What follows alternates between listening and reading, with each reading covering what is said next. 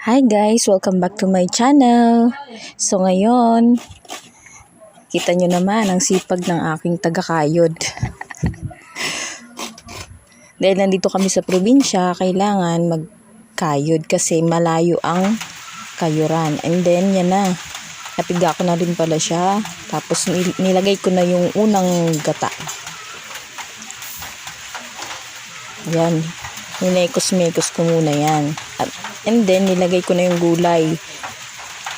Lubi-lubi. Yan, masarap yan sa tulingan. Lubi-lubi. Kung taga Bicol po kamo, alam nyo yung lubi-lubi.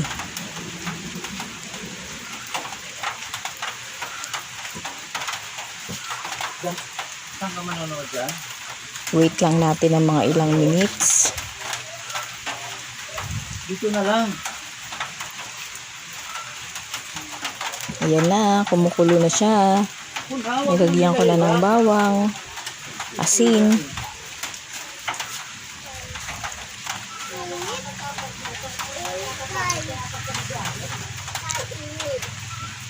At nilagay ko na yung isda.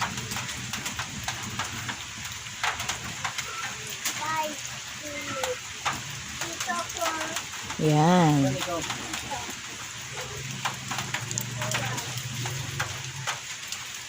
Isdang tulingan.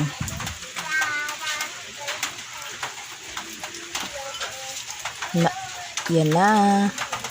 Konting halo lang.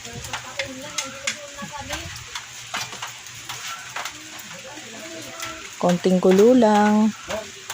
Kita nyo naman yung aking lutuan. Yan po yung mga ginagamit sa probinsya.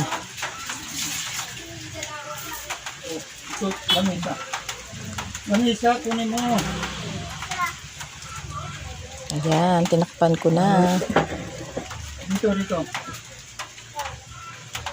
Mabilis lang maluto yung isda.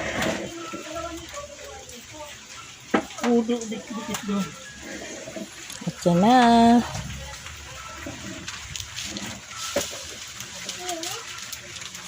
Pakuluin muna natin. Takas ng apoy ko Nilagyan ko na ng magic. Kala.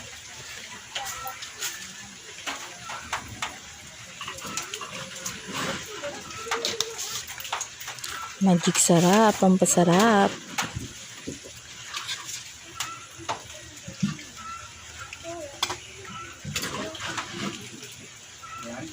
Yan na.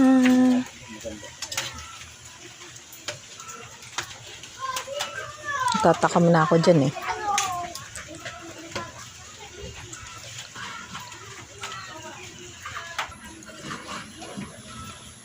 Iba niyan, yung masisira. Ikaw na matagasira.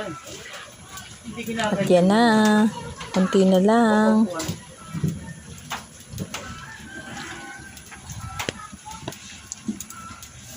At dahil ganyan yung lutuan namin, ang sakit sa mata niyan. Hindi yan nakagana. Tulang nakagana. Yan yung panggatong namin is yung baon ng nyog. At yan na, nilagyan ko na ng gulay, malunggay, dahil wala kaming pechay. Pechay sana ilalagay ko dyan. Kaso lang wala kaming pechay, malunggay lang mayroon kami. Pero healthy naman yan Kaya go lang. Wait ba?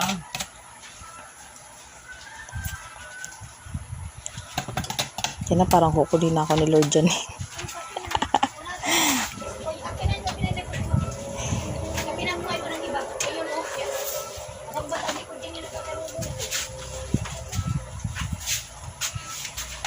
Yan na. Nilagay ko na yung unang gata. Ayan yung hatok kung tawagin. Hatok sa Bicol. Kasi dalawang piga ko yan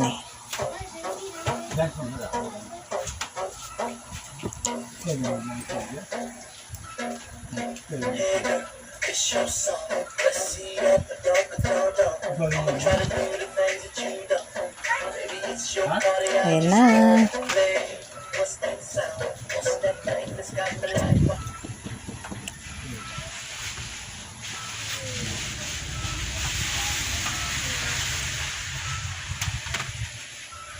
Konting kulo na lang at luto na ang ating tulingan. Ginataang tulingan with malunggay, lubi-lubi, and mailalagay pa ako dyang tawagan batuan.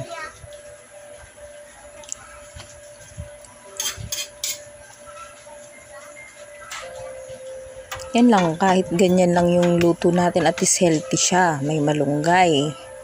Simpleng ulam lang pero masarap.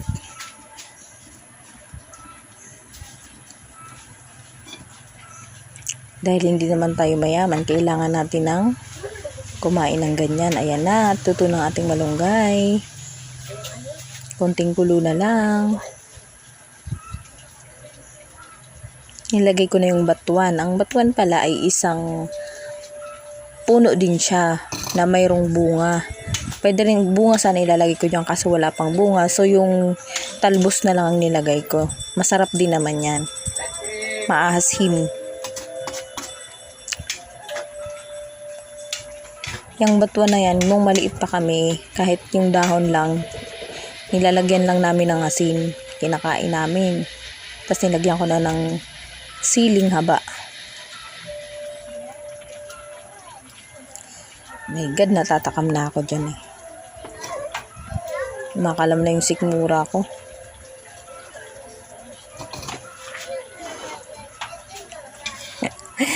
Gusto kong ilubog yung sili dyan.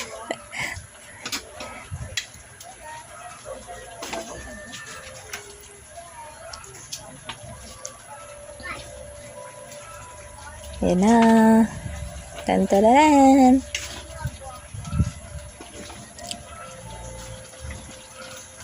Sa mga taga-probinsya dyan, ito talaga yung mga ulam na pag naiisip ko pag nasa Maynila kayo o nasa ibang bansa.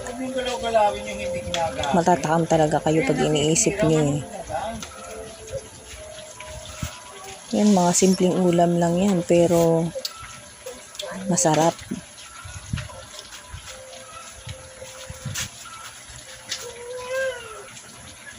For the tikim.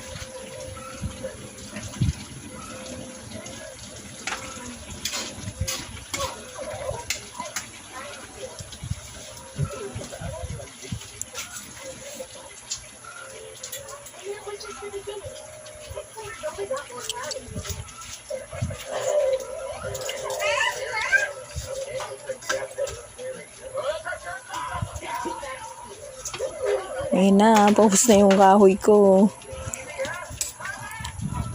Nilagyan ko na siya ng bao. Bagul, kung tawagin sa Bicol.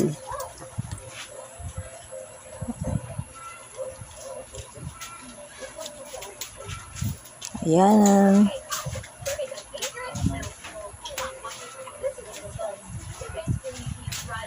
Ayan na, konting kulo na lang yan. Kasi yung apoy ko papatay-patay. Kasi sobrang hangin po dyan sa amin. Kasi umuulan yung time na yan nung nagluto ako.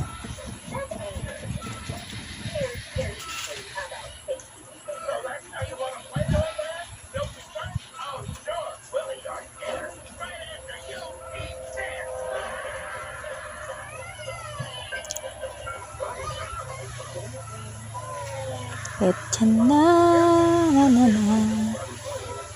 Konting kembot na lang.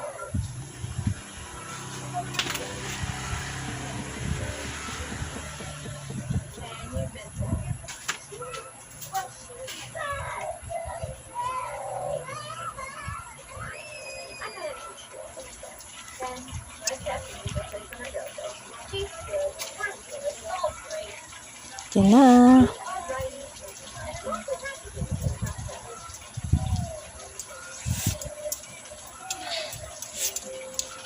Kailangan lutong-luto yung gata para hindi tayo, alam nyo na.